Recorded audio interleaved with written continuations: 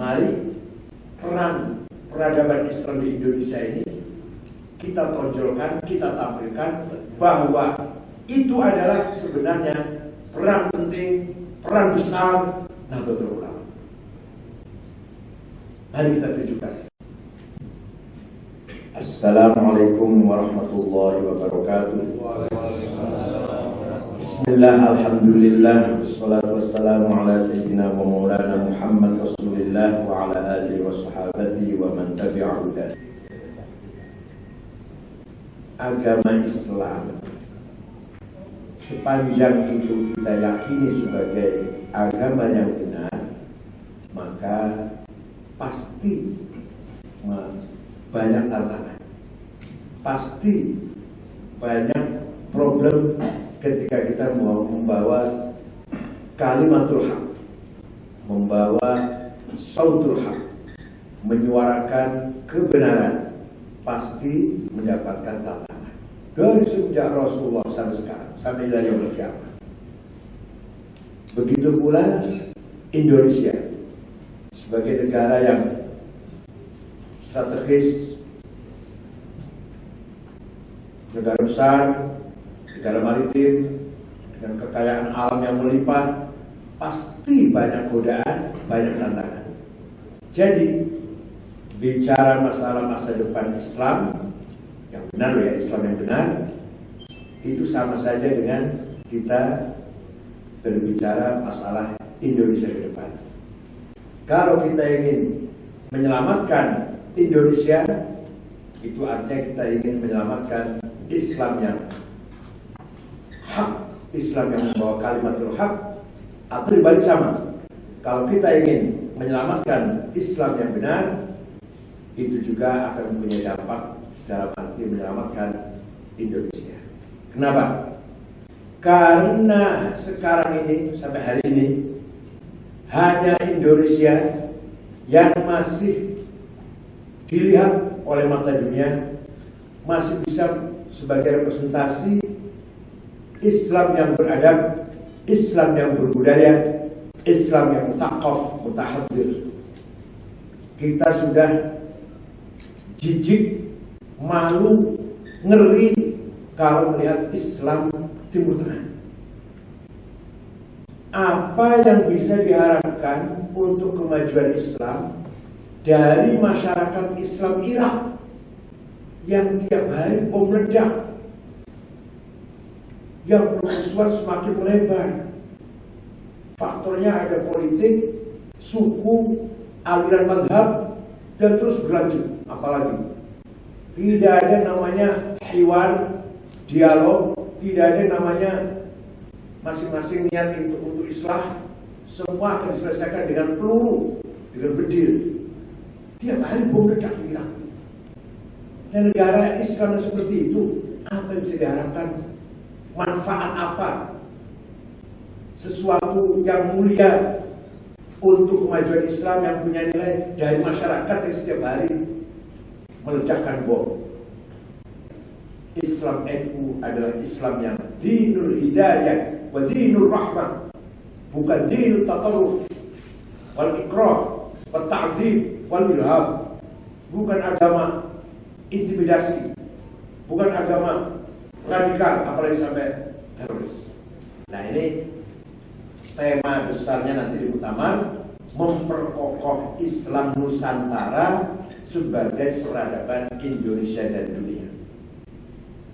Belakangan semua dubes-dubes, terutama dubes Eropa, dubes non-Muslim, datang ke PBB semua. Dubes Swedia, Prancis, malah dubes Inggris yang baru sedang minta waktu ini ketemu saya. Mereka tertarik. Ada kelompok mayoritas tapi tidak arogan. Jumlahnya konon jumlahnya 84 juta. Rawahu LSI ya. Rawahu LSI itu adalah syaratnya mutasil, dobit, thiqah, dan adil. Berarti hadis sahih hadisnya itu. Sahih dzati itu berarti. Kata LSI ini dapat 84 juta ini. Dan ada kelompok organisasi yang jumlahnya 84 juta, tidak arogan, tidak menindas yang kecil. Bahkan sebaliknya, mengajak, menghimbau yang besar melindungi yang kecil. Mayoritas harus berperlindungan kepada minoritas. Itu perintah Fathul Mu'in itu, seperti Fathul Mu'in itu. Dawuhnya Fathul Mu'in, wa daf'u dharari ma'sumin musliman kana aw ghairu muslim. Kita harus berperlindungan kepada masyarakat yang baik-baik, bukan pelaku kriminal, bukan pelaku kejahatan, muslim atau non-muslim. Fathul Mu'in wajib kita memberi perlindungan kepada semua manusia yang baik-baik. Gak lihat agamanya, asal orang itu baik, bukan pelaku kejahatan, harus kita lindungi. Gak lihat agamanya apa. Musliman kana aw ghairu muslim. Ya Allah, ini saya heran yang orang Arab kan gak ngaji seperti ini apa ya? Oleh karena itu, memperkokoh Islam Nusantara adalah memperkokoh Islam dinul rahmah, dinul hidayah, dinul insaniyah, agama kemanusiaan, bukan agama teror, bukan agama radikal, bukan agama ekstrim, tapi agama yang memberi rahmat dan petunjuk kepada seluruh umat manusia, memberi pencerahan kepada seluruh umat manusia, dinul hidayah. Islam Nusantara, Islam Nusantara pada hakikatnya adalah Islam yang tidak memberangus budaya, Islam yang tetap melestarikan budaya lokal yang ada, kecuali kalau memang bertentangan dengan tauhid bisa pelan-pelan bisa disingkirkan. Pada dasarnya Islam yang tidak anti budaya, justru Islam diperkuat oleh budaya. Budaya diberi roh dengan Islam. Contoh di Jawa dulu ada orang sesajen, ngerti ya? Nasi sekepel taruh di pojok rumah. Kiai tanya, apa ini? Sesajen. Untuk apa? Mengusir roh jahat. Nasi sekepel itu dikasih cabai merah, ada bawang merahnya. Kata Kiai, kalau mau mengusir roh jahat supaya cepat larinya roh jahatnya itu, potong kambing satu. Kamu kan ya kaya, punya mampu lah. Terus dibikin gulai, nurut dia. Potong kambing satu, bikin gulai jadi 50 mangkok. Setelah jadi 50 mangkok, tanya pada kiainya, ini 50 taruh di pojok mana saja Kiai? Ditaruh pojok mana saja? Kiainya jawab, bukan ditaruh di pojok, tapi panggil tetangga, panggil fuqara wal masakin, anak-anak yatim, baca doa supaya kamu selamat, anak kamu selamat, istri kamu selamat, harta kamu selamat. Dengan doa itu, namanya bukan sesajen, selamatan. Itu cara dakwah para wali dulu seperti itu. Jadi sesajen menjadi selamatan itu pelan-pelan cara membedakannya. Bukan musyrik, haram, ditendang pakai kaki sesajennya, wah itu tambalan. Walaupun tafadhul ghalidul qalbi afadhu min hawli. Kalau kamu kesana kemari memusyrik-musyrikin orang, bawa pentung lagi, lari semua dari Islam ini. Orang Hindu, walaupun sudah masuk Islam, masih sakit hatinya, tidak tega kalau melihat sapi dipotong. Kalau melihat sapi disembelih masih sakit rasanya. Walaupun sudah masuk Islam. Sunan Kudus, Syekh Ja'far Shadiq Ibn Uthman Al-Habadani, nama aslinya itu, nama lengkapnya, memerintahkan masyarakat Kudus, melarang masyarakat Kudus jangan potong sapi kalau korban, kerbau atau kambing. Padahal di Qur'annya itu korban itu onta, sapi, kambing. Di hadisnya itu Imam Kudus berani mengatakan jangan sapi, kerbau. Itu namanya mensinergikan antara teologi dan culture, antara Islam, agama yang sakral yang bersifat sam'iyah, ilahiyah, dengan budaya hadarah yang bersifat insaniyah, bersifat manusia. Orang hidup paling malas cuci kaki, baru masuk masjid, musola, kakinya harus bersih. Kalau zaman sekarang ada tulisan lepas sandal, batas suci. Kalau dulu tidak begitu. Setiap musola di depan pintu masuknya ada air. Sekarang sudah gak ada ya? Sudah gak ada gitu ya? Masih ya? Tapi di DKI gak ada, tapi gak ada, saya pernah lihat di Betawi. Di daerah masih. Bekas ATM ya? Apa? Bekas ATM ya? Ya, di depan pintu masjid, di depan pintu masuk air. Jadi orang masuk masjid itu gelem orang gelem, mau nggak mau kakinya nyemplung air menjadi bersih. Itu cara menyatukan antara agama dan budaya. Dan banyak hal contohnya ini kalau dongeng begini, kalau dongeng namanya antara adalah Islam yang tidak menyingkirkan budaya, tidak menghapus budaya. Justru Islam diperkuat oleh budaya. Budaya diberi roh Islam, spirit agama. Kiai Hasyim Asy'ari berjasa besar. Jauh sebelum NKRI, jauh sebelum NU dideklarasikan, beliau sudah punya pandangan jauh, pandangan ke depan. Islam dan nasionalisme disinergikan, tidak boleh bertentangan. Beliau wasiat pada putranya Kiai Wahid Hasyim, jangan sekali-kali kamu mempertentangkan antara Islam dan kebangsaan, Islam dan nasionalisme. Islam diperkuat dengan nasionalisme, nasionalisme diberi roh Islam. Oleh karena itu, Kiai Hasyim Asy'ari berjasa besar, seperti ditulis oleh seorang penulis namanya Dr. Thariq Shihab Al-Allamah Hasyim Asy'ari, Wadi'u Labinatil Istiqlal fi Indonesia. Judul buku itu. Kiai Hasyim Asy'ari adalah peletak, orang pertama yang meletakkan dasar-dasar kemerdekaan Indonesia. Ada punya bahasa Arab, Dr. Thariq Shihab. Tidak salah, tidak salah Dr. Thariq Shihab ketika menulis buku itu. Memang kita rasakan Kiai Hasyim Asy'ari sangat berjasa, terutama saya di kalangan umat Islam yang ketika itu masih semangat negara Islam, Kiai Hasyim Asy'ari tahun belasan, tahun 14 tahun itulah sudah mempunyai pandangan jauh. Indonesia bukan negara Islam, bukan negara agama, tapi negara nasionalisme yang mempunyai roh agama. Islam diperkuat dengan nasionalisme, nasionalisme diberi spirit roh value agama Islam.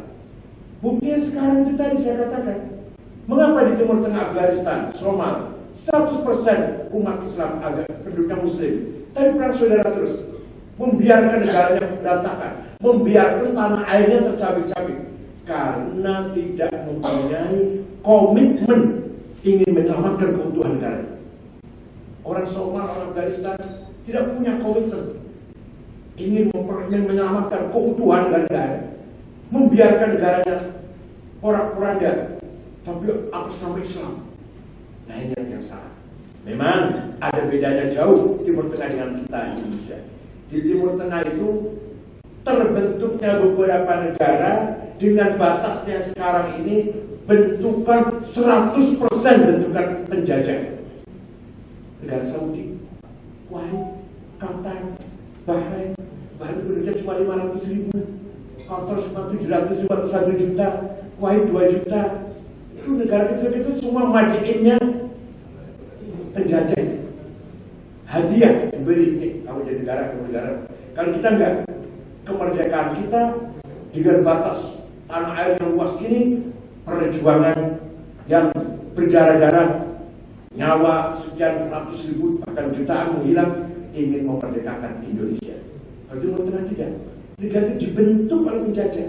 Jadi kamu negara Kuwait namanya ya, kamu negara. Padahal itu cuma 2 keluarga, Syekh Jabir dan Syekh Sobah. 2 keluarga diberi hadiah jadi negara. Kalau kita paling 2 keluarga Jakarta Selatan. Tidak benar sama sekali bahwa PBNU akan menghapus akhwan, mustasyar, katib. Itu dari mana itu saya dibayar? Dari mana itu? Bahwa sedang mengkonsep pembicaraan Islam metode Ahlul Halqiyah. Itu bisa marah-marah beritanya nanti. Kalau Islam tidak berperan, tapi dia dibilang itulah yang akan mendominasi kepemimpinan NU. Nanti katib dibuang, gak ada akhwan, gak ada mustasyar, gak ada katib. Kita masih ya sebenarnya tuh. Memang ada memang di medsos ada. Ada bukannya? Itulah, Masya Allah. Ya, betul-betul fitnah. Maksudnya kayak gitu menggambarkan seorang atau orang yang alim zahid, jauh dari itu ya. Kemudian masalah Syiah sekali lagi, terima kasih Pak Kamu juga sudah menjelaskan. Definisi Syiah itu atba'u aliyin alladzina ya'taqiduna bi imamatihi nassan wa ta'yinan. Dari semua lagi isom tadi itu Syekhistani dalam Al-Munihah. Syiah adalah orang-orang yang meyakini bahwa Nabi sudah wasiat dengan menyebut nama, kalau nanti saya mati gantinya Ali. Itu manusia yang gitu. Saya nggak percaya dengan hadis itu. Dengan wasiat Nabi bahwa saya kalau mati gantinya Ali, saya nggak percaya. Berarti saya bukan Syiah. Orang Syiah pun akan heran kalau saya dianggap Syiah, saya nggak percaya. Itu kemudian meyakini bahwa ada namanya Raj'ah. Sayyidina Ali nanti akan datang kembali, akan hidup lagi. Sayyidina Ali akan menegakkan keadilan, memberantas kezaliman. Harus percaya dengan Ismatul A'immah, imam 12 maksum, nggak pernah dosa, nggak pernah salah, dijaga dari kesalahan. Imam 12 itu. Ada lagi Bada itu Tuhan menyimpan sesuatu yang lebih baik untuk munculkan pada saatnya yang tertentu. Dan Bada. Sekarang biarkan dulu, misalkan si A jelek jadi pemimpin.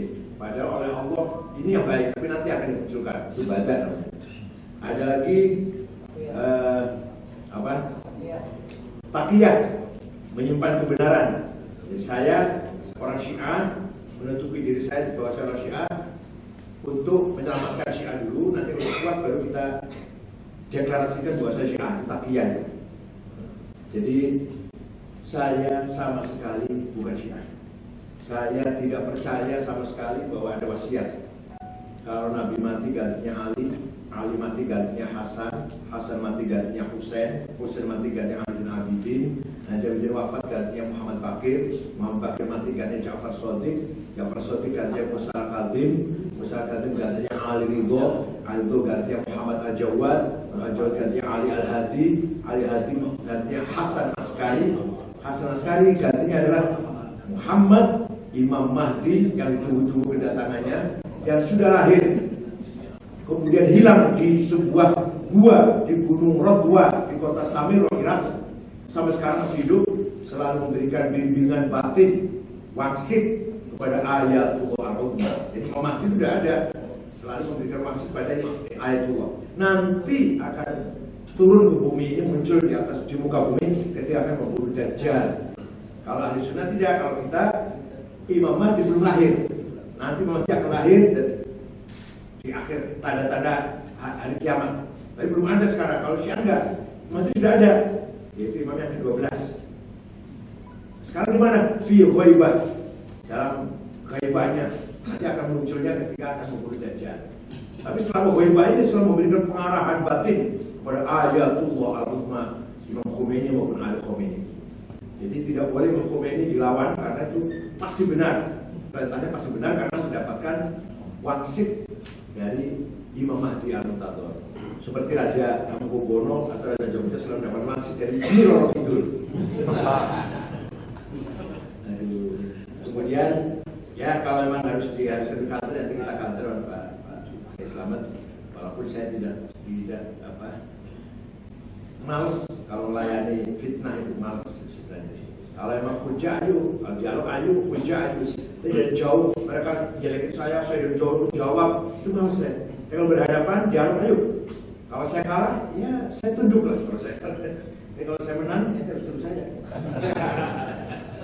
Walhasil saya bukan Syiah, saya bukan Wahabi, tapi saya suruh menceritakan cerita lahirnya Wahabi dan prinsip-prinsipnya, akidahnya saya bisa. Apa? Saya bukan Mu'tazilah, tapi cerita tentang bagaimana Mu'tazilah dan apa saja prinsip-prinsipnya. Allah tidak punya sifat, Allah hanya punya zat. Pada dengan zatnya itulah Allah melakukan segala sesuatu. Itu Mu'tazilah dan seterusnya. Walhasil saya NU Ahlussunnah wal Jamaah semenjak kecil, bahkan semenjak sebelum lahir. Ayah saya waktu itu, waktu saya masih kecil, ada fotonya saya masih kecil, masih Roi Syuriah MWC. Kemudian lama-lama Roi Syuriah cabang Cirebon, kemudian dari Mustasya. Terima kasih, itu saja. Walhasil kesimpulannya fitnah al-fitnah itu gimana? Akbar al-qatl ya? Akbar al-qatl asyaddu min al-qatl. Yang namanya fitnah itu lebih kecil daripada pembunuhan. Bukan pembunuhan, bunuh orang sudah pasti salah. Saya bunuh orang, orang itu sepakat bahwa saya salah, jelas sekali. Tapi kalau orang fitnah tidak jelas siapa yang salah, siapa yang benar, menjadikan zilzal, menjadikan goyangnya masyarakat, apa namanya, onar, goyang, goncang, karena menyebarkan fitnah itu sendiri. Saya kira itu aja, mudah-mudahan